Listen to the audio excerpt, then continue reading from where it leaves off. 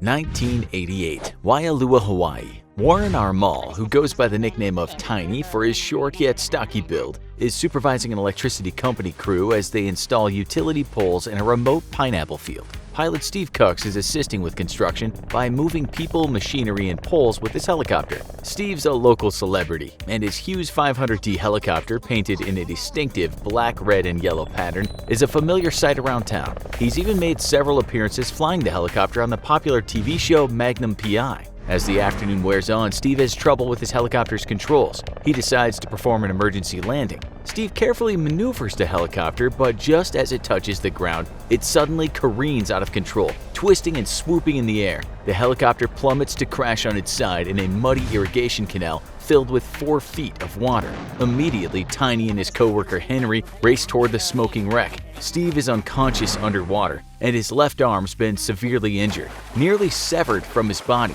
The helicopter's alarm system frantically beeps a warning. The fuel tank's been ruptured and is spewing gas into the water. The helicopter could explode into flames at any minute. Tiny tries to pull Steve out, but realizes he's buckled to his seat. While Henry holds Steve's head out of the water, Tiny unbuckles Steve and tries to pull him free of the shattered cockpit. To their horror, the men realize that Steve is stuck. His leg is pinned under the 1,500-pound helicopter. Tiny, who had bonded with Steve over them both being Vietnam vets, isn't going to give up so easy. What happens next is extraordinary. While Henry holds up Steve, Tiny grabs the helicopter and heaves. Using all his might, he's able to lift it, allowing enough space for Bernard, another coworker, to reach under and pull Steve's leg free. While Steve sustained permanent injury to his left arm, Tiny's quick thinking and superhero-like strength saved Steve from drowning or being crushed to death. As it just so happened, a videographer had been shooting PR footage of the construction for the power company. She catches Tiny's amazing rescue on tape.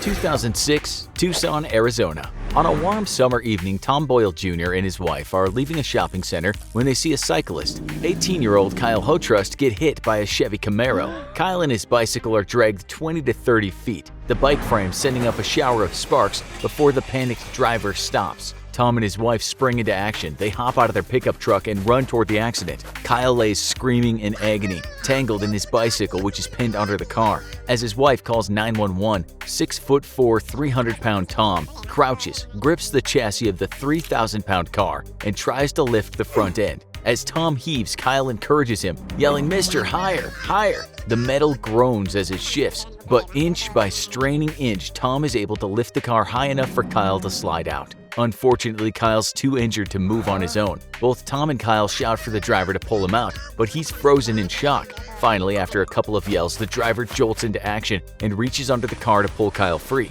About 45 seconds after Tom first hoisted the car, he drops it back on the street. Tom kneels and comforts Kyle as they wait for the paramedics to arrive to take Kyle to a nearby hospital for his injuries. Tom's astounding feat saved Kyle from further injury during the precious minutes it took authorities to show up at the accident. 2014. On a highway in Minnesota, Bob Renning and his girlfriend decide to pull over to help when they see a smoking vehicle on the side of the road. Suddenly, the SUV bursts into flames. Bob races over while his girlfriend calls 911. He frantically tries the doors, but they're locked. He bangs on the window. Inside, the SUV is filling with smoke, and he can see the driver struggling to unlock the doors, but the locks aren't responding.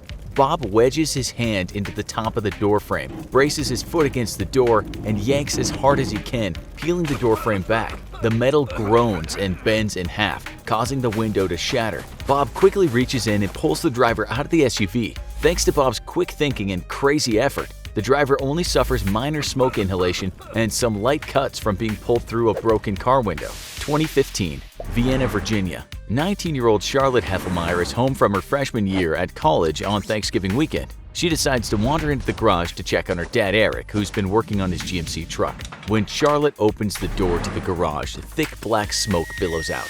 She finds her dad lying on his back, pinned under the truck. Eric had removed the front passenger side tire so he could work on a corroded brake line, but the truck slipped off the jack.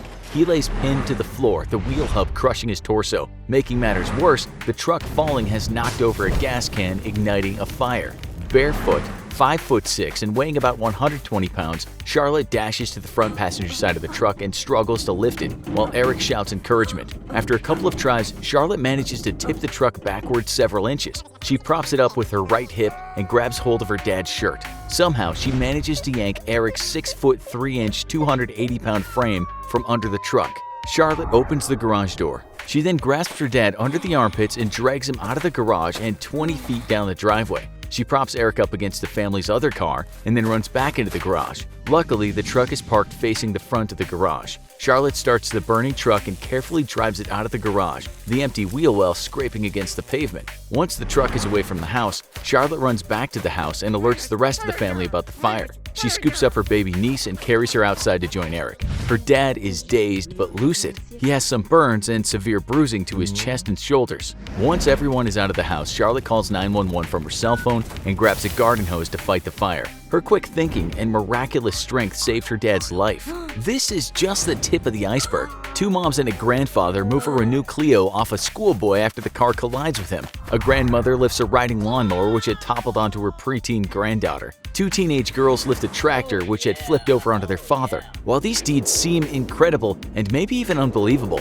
they all happened. Some scientists think they occurred due to a phenomenon called hysterical strength. Basically, during times of crisis, danger, or fear, your primitive lizard brain induces a fight-or-flight response. Adrenaline and other hormones flood your body, activating your sympathetic system. In this hyper-aroused state, your body readies itself for confronting physical danger. Your heart rate goes up, blood flow to your muscles is increased, while blood flow to the skin and extremities decrease. Your respiration system relaxes to maximize breathing capacity. Your brain begins to produce endorphins as a natural painkiller. Non-critical functions such as digestion slow or stop. Ultimately, your entire body becomes optimized for gross motor skills that use large muscle groups, such as running or punching. As a result of these physiological changes, some researchers believe that people are able to perform supernatural actions. Your brain is built to protect the machinery of your body. You will stop performing a task when pain tells your brain that you're in danger and something is about to break. However, the brain triggers this alarm early, generally at around 65% of your body's maximum capacity for strength. Through training, athletes can generally push past this normal threshold and attain higher maximums, maybe optimizing themselves to use upwards of 80% of their maximum muscle capacity. Kinesiologist Vladimir Zatsiorsky has studied how stress affects the performance of professional weightlifters. He found that during a competition, i.e. under pressure, weightlifters' physical performance improves and their capacity for lifting increases. During very intense competitions, Zatsiorsky has measured some athletes were accessing an additional 12% of muscle capacity or up to 92% of their body's absolute strength. It stands to reason that during hysterical strength, your body bypasses the normal brain logic and taps into unknown strength. Other researchers think the idea of hysterical strength is a load of hooey. Personally, we're somewhere in the middle. We're inclined to believe that there is some truth to the idea of hysterical strength, but ultimately, it's governed by the laws of nature. For example, meet Kelly. She's 25 years old and 150 pounds. She gets some exercise but doesn't lift weights. Using genetic symmetric strength guidelines, Kelly, who is untrained, can deadlift about 110 pounds. So during an emergency, could Kelly access untapped strength to try to lift a car off her child? Possibly. Could she lift 100 pounds more than she normally would for a total of 210 pounds? Or about the same amount as an intermediate class for a weightlifter of her size? Maybe. To save her child, could she come close to lifting 450 pounds? Or the amount a world-class weightlifter her size could handle? Unlikely, but that's yet to be determined. Kelly's strength is finite though, even if she's operating at maximum strength capacity. At some point, her musculoskeletal structure would simply fail. There is a maximum amount of weight any given muscle can lift. It's physically impossible to lift above that amount. Hysterical strength wouldn't make Kelly's muscles stronger. It simply would relax or negate the psychological and possible neurological inhibitions her brain has for her body. Incredibly strong and well-trained athletes still fail at their desired tasks, sometimes severely or permanently injuring themselves. Unfortunately, there's no easy or ethical way to study hysterical strength. Researchers are forced to rely on retellings of the story from eyewitnesses or the people involved, and footage if it exists. Testimony is unreliable as it's likely to be enhanced by emotion.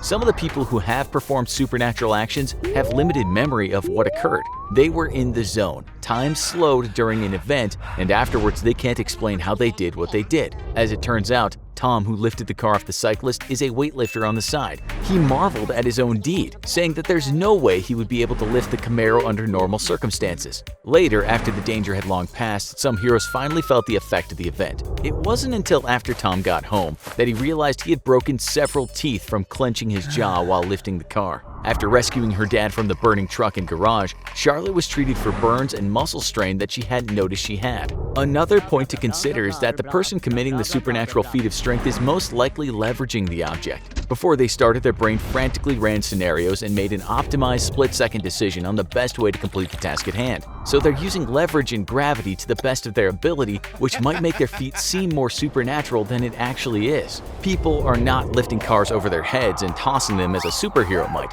They are hefting and/or shifting vehicles where 3 tires or the back of the car remains on the ground, or bending to its natural breaking point. So instead of lifting a 1,000-pound item, they're deadlifting or shifting a portion of the item's overall mass, such as 400 pounds, for a short period of time, often using their back or torso, a position a weightlifter wouldn't be allowed to use during a competition. Also, depending on circumstances, the object may already be tilted at a useful angle for lifting. Don't get us wrong, all the people mentioned are heroes who committed amazing selfless acts to save the lives of others, and they should be rightfully celebrated. But any story where a person performs a super deed should be taken with a grain of salt. As yet, science remains inconclusive about how superhuman these deeds actually are. Have you ever witnessed an amazing rescue? Let us know in the comments. Then perform your own feat of superhuman strength by lifting that powerful finger of yours and clicking on one of these 2 videos on the screen right now. We know you can do it if you put your mind to it. So, ready? 1, 2, 3, click!